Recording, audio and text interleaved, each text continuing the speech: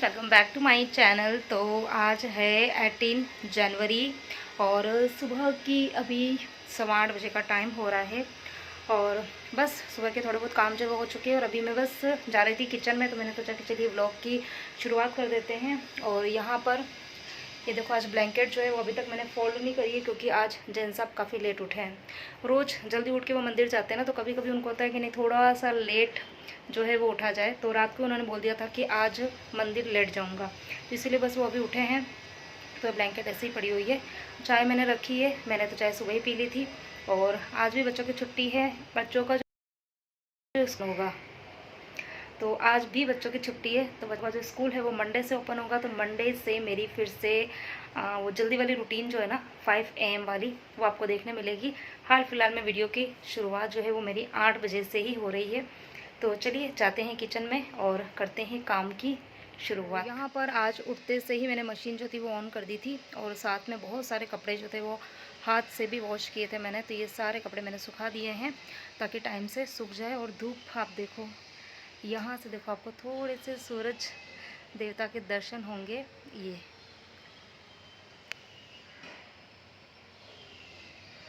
तो सुबह सुबह जो काम कम पसंद आता है ना, तो उसको मैं फटाफट से कर लेती हूँ। तो कपड़े धुल तो खैर जाते हैं, चाहे हाथ से धोने हो मशीन में, लेकिन सुखाने में मतलब बहुत मुझे आलस आता है। तो इसीलिए टाइम से कपड़े धुल जाए और टाइम से सुखा देती हूँ, क्योंकि सुबह सुबह ना एक एनर्जी भी रहती है कि ये काम हो ही जाते हैं।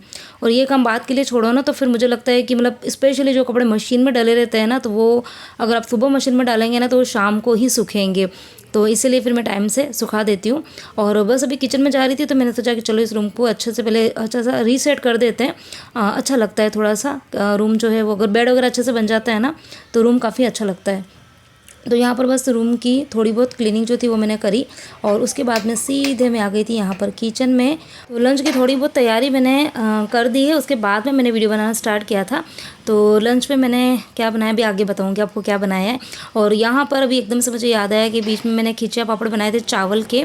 तो उसको ना सेक के नहीं खा सकते, वो सेकते हैं ना तो थोड़े से कड़क हो जाते हैं, तो फिर बाबूजी तो बिल्कुल भी नहीं खा पाते हैं, मम्मी जी भी मतलब नहीं खा पाते हैं। तो इसलिए मैंने सोचा इसको फ्राई कर देते हैं। और वैसे ये काम मैं मुझे ये लगता है कि मैं शाम को कर लूँ, लेकिन शाम को एक तो दिन इतने छोटे हैं, खैर अब तो थोड़े से बड़े हो गए, मकर संक्रांति के बाद में ना दिन थोड़े से बड़े हो जाते हैं, लेकिन फिर भी यही है कि शाम को छोटे मोटे काम में लग जाते हैं, फिर ये काम रह ही जाता है। तो इसलिए मैंने सोचा कि ये काम मैं भी सुबह सुबह कर लेती हूँ। तो यहाँ पर मैंने ढेर सारे चावल के पापड़ जो थे वो सेक लिए थे। और चलिए बताती हूँ कि खाने में आज क्या बना है। तो आज मैंने बनाया बहुत ही सिंपल सी मेथी दाने की सब्ज़ी। तो यहाँ पर मैंने मेथी दाने को तड़का लगा दिया है, बॉईल किया था पहले और उसके बाद में यहाँ पर मैंने तड़का लगा दिया है। और 2 तरह के मेथी दाने बनाती हूँ हमेशा ही, खट्टे मीठे बनते हैं एक तो, और साथ में बनेंगे बेसन वाले। तो जो तड़का लगता है वो कॉमन ही लगा देती हूँ। उसके बाद में यहाँ पर मैंने ये पानी वाले जो है वो करे हुए हैं। तो इसके अंदर मैंने इमली डाली है और गुड़ डाला है और थोड़े से जो ये मेथी दाने थे ना वो मैंने इसमें ऐड कर दिए थे। और अब इस बाकी के बचे हुए के अंदर मैं बेसन डालूंगी। और ये मैं कब डालूंगी, जब हम खाना खाएंगे ना उसके 10-15 मिनट पहले, क्योंकि ये सब्ज़ी गरम गरम ही अच्छी लगती है। और यहाँ पर मैंने चावल जो है वो सोक करके रखे हुए हैं, क्योंकि अभी मैं बनाऊँगी हरे चने का बहुत ही टेस्टी सा पुलाव। आप लोगों के साथ में रेसिपी शेयर करूँगी, बहुत ही टेस्टी बनते हैं। तो यहाँ पर पापड़ मतलब चावल वाले तो मैंने फ्राई करे थे और कुछ मैंने ना मक्की के और चावल के मिक्स भी बना रखे थे, मतलब थोड़ा सा मक्की का आटा और थोड़ा सा चावल का, तो वो मैंने मिक्स करके भी बनाए थे। तो मैंने सोचा कि चलो उनको भी फ्राई कर देते हैं, क्योंकि एक बार तेल रख दो ना कढ़ाई में तो मतलब जो काम है वो एक साथ में हो जाता है। नहीं तो फिर है ना, ये फ्राई करी हुई चीज़ें ना इतनी जल्दी ख़त्म होती है।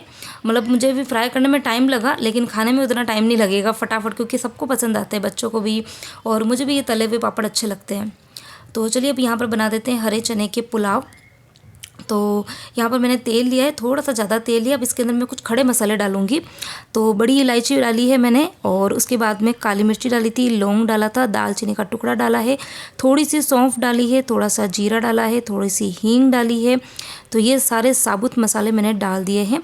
और उसके बाद में मैंने डाले हैं इसके अंदर ढेर सारे करी पत्ते और फिर डाली है मैंने यहाँ पर 3 हरी मिर्ची। तो वैसे है ना, कभी कभी क्या होता है कि मैं हरी मिर्ची थोड़ी ज़्यादा डाल देती हूँ और फिर सिर्फ हल्दी डालती हूँ, लाल मिर्ची बिल्कुल भी नहीं डालती हूँ, तो वो पुलाव भी बहुत टेस्टी लगते हैं। लेकिन अभी मैंने थोड़ी सी हरी मिर्ची भी डाली है, क्योंकि इसमें ना ये वाले पुलाव में ना लाल मिर्ची का भी अच्छा टेस्ट आता है। अब उसके बाद में जो हरे चने थे वो मैंने डाल दिए थे। मसाले को पहले अच्छे से भूनना है, उसके बाद में ये हरे चने डाले हैं। और हरे चने को पकने में टाइम लगता है, तो इसलिए मैं यहाँ पर उस पर थोड़ा सा नमक डाल के और हिला के उसको ढक के 5 से 7 मिनट तक पकने देंगे। नहीं तो होता क्या है, चावल अगर मैं डाल दूँगी ना साथ में ही, तो चावल पक जाएंगे लेकिन चने जो है वो कच्चे रह जाते हैं। तो इसलिए मैंने यहाँ पर नमक डाल के उसको 5-6 मिनट तक पकने दिया।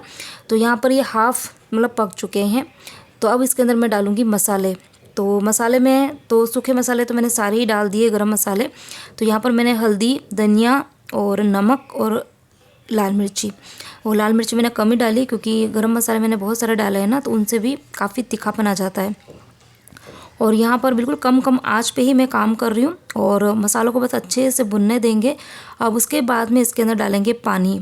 और पानी की क्वांटिटी तो मैंने आपको बताई हुई है ही हमेशा कि जितने चावल होते हैं ना उसका डबल मैं पानी डालती हूँ। तो 2 कटोरी मैंने चावल जो थे वो आधा घंटा पहले भिगो के रख दिए थे। आधा नहीं, सॉरी, ज़्यादा ही टाइम हो गया था, आधा पौन घंटा। तो जितने अच्छे से चावल भिगो के आप बनाओगे ना तो पुलाव बहुत टेस्टी बनता है। और उसके बाद में 2 कटोरी चावल थे तो मैंने 5 कटोरी यहाँ पर पानी रखा है, क्योंकि इसमें हरे चने भी डाले हैं ना, तो उनको भी पकने के लिए पानी चाहिए होता है।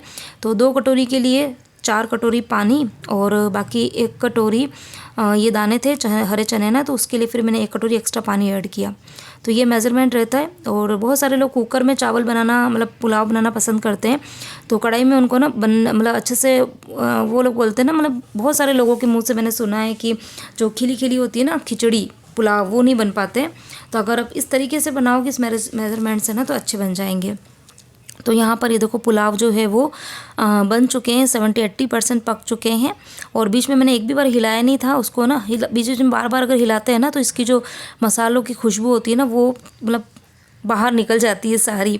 तो जैसे बिरयानी वगैरह बनाते हैं ना कि बिल्कुल उसको पैक करके अच्छे से पकने देते हैं चावल को लो फ्लेम पर, तो इन पुलाव को भी मैं इसी तरीके से बनाती हूँ। तो यहाँ पर पुलाव हमारे रेडी हो चुके हैं। अब बस इसको मैं ढक दूँगी। थोड़ा सा इसमें भी पानी है लेकिन वो कम आँच पर कम आँच नहीं, सॉरी, गैस बंद कर देंगे। तो अभी कढ़ाई गर्म है ना, तो अच्छे से सेट हो जाएंगे पुलाव। और बाकी पापड़ वगैरह जो थे वो मैंने फ्राई कर दिए थे। अब यहाँ पर मैं आप सबसे मिल रही हूँ, थोड़ा सा लेट का ही टाइम हो रहा है। खाना पीना सबका हो चुका था, जेंट्स साहब भी शॉप पे चले गए थे। और बच्चे तो खैर अभी छुट्टियाँ चल रही है, अभी बच्चों के स्कूल मंडे से स्टार्ट होंगे।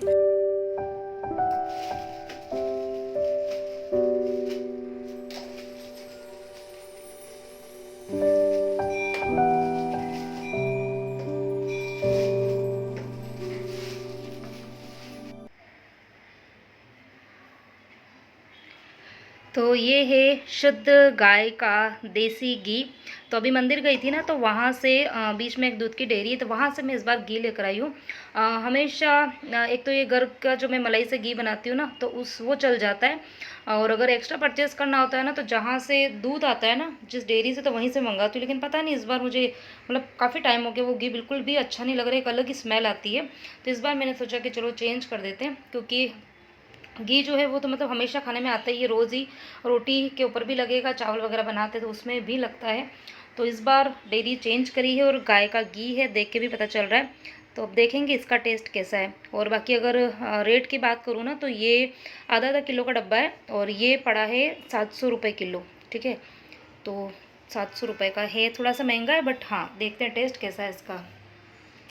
तो खाना पीना हो चुका है, बहुत सारे बर्तन तो पहले ही साफ़ कर दिए थे, तभी सिर्फ इतने ही बर्तन निकले। तो जैसे जैसे खाना पीना काम होता रहता है ना, तो बर्तन वगैरह मैं साफ़ करती रहती हूँ ताकि बर्तन ज़्यादा इकट्ठे ना हो।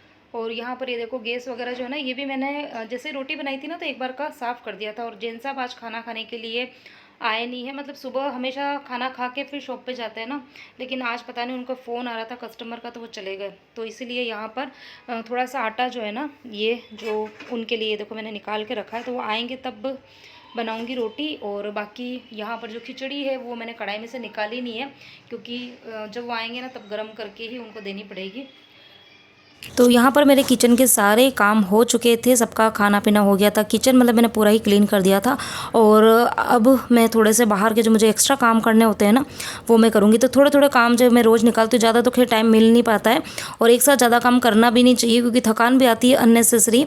और फिर कोई भी पोर्शन जो है ना वो इतने अच्छे से क्लीन नहीं होता है, तो इसीलिए डेली क्लीनिंग जो होती है वो तो होती है, इसके अलावा कोई कोई पार्ट जो है उसको मैं क्लीन करती हूँ।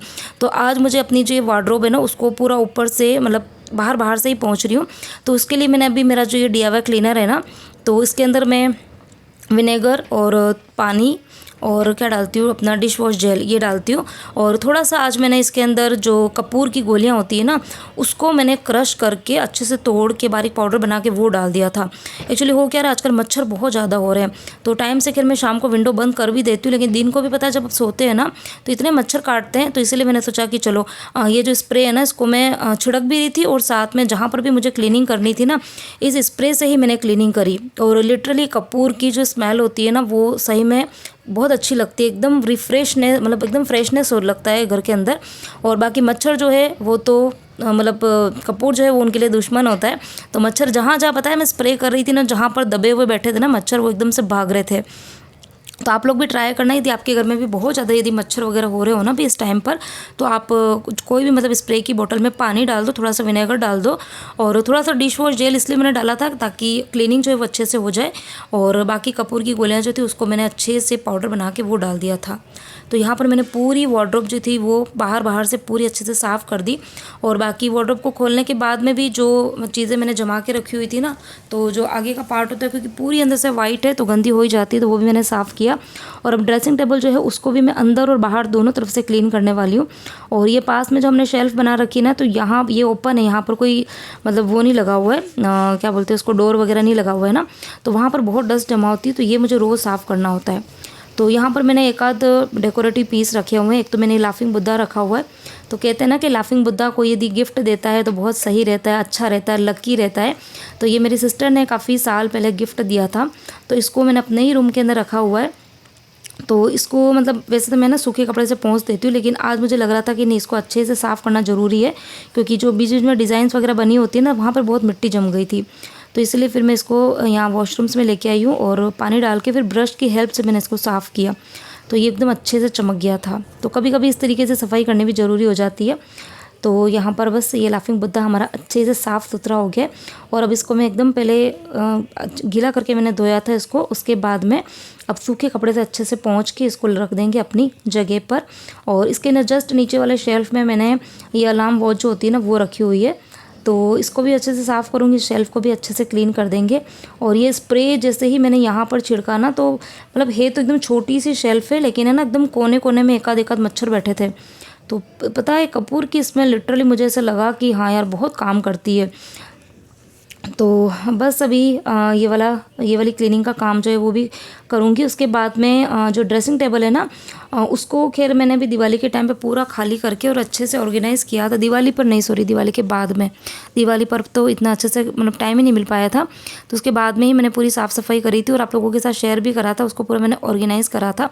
तो इस बार का जो मैंने ऑर्गेनाइजेशन किया था ना, तो सही में काफ़ी मुझे सही लगा। इतना लंबा टाइम हो गया, मतलब करीबन 1.5 महीना तो हो गया, लेकिन पूरा ड्रेसिंग टेबल अच्छे से जैसा मैंने जमाया था ना बिल्कुल उसी तरीके से जमाया हुआ है। और जो ये सबसे नीचे वाला शेल्फ़ है ना, तो यहाँ पर मैंने कुछ एक्स्ट्रा ऑयल की बॉटल्स है, परफ्यूम की बॉटल है, तो उनको मैंने जो पुराने ये आइसक्रीम के डब्बे होते हैं या फिर जो ऑर्गेनाइजर्स होते हैं ना, जो मतलब बेकार पड़े रहते हैं, तो उनके अंदर मैंने रख दिए थे। तो इससे साफ़ सफाई बड़ी आसान हो जाती है। और हाँ, एक ये स्क्रंचेस, आजकल स्क्रंचेस का इतना क्रेज़ चढ़ा है लड़कियों को, तो मेरी बेटी को भी बहुत शौक है, मतलब बालों में तो लगाती है, हाथ में भी पहनती है, लेकिन जब वो थोड़े भी ना गंदे हो जाते हैं ना, तो वो मुझे क्या बोलती है कि मम्मी अभी पुराने हो गए, आप फेंक दो, नए लेके आओ। तो बच्चों को तो पता नहीं चलता है, लेकिन हम मम्मियाँ कहाँ एकदम से नई चीज़ें लेके आती है। तो मैं पता है क्या करती हूँ, स्क्रंचेस को थोड़ा सा ना शैम्पू डाल के और फिर उनको धो देती हूँ। तो शैम्पू से क्या होते हैं कि मतलब वॉश करने के बाद में वो जो कड़क हो जाते हैं ना, कड़क नहीं होते, बिल्कुल सॉफ्ट रहते हैं, मतलब कपड़ा बिल्कुल जैसे नया होता है ना, बिल्कुल उस तरीके का हो जाता है, और इतनी अच्छी खुशबू आती है। तो परी मेरी फिर से खुश हो जाती है, वो बोलती है मम्मी एकदम नया जैसा हो गया है। तो बस थोड़ा सा शैम्पू डाल के और हाथ से ही बस मैंने थोड़ा सा इसको रब किया, तो जो ऑयल वगैरह इसमें लगा रहता है ना, तो वो सारा वो भी निकल गया और एक अच्छी खुशबू भी आ गई और बिल्कुल एकदम नया सा हो गया था। तो इनको मैं हैंगर के अंदर लटका के और ओवरनाइट रहने दूंगी उसको। अब दूसरे दिन इसको लेकर आऊँगी ताकि इसके अंदर कोई भी स्मेल वगैरह ना आए।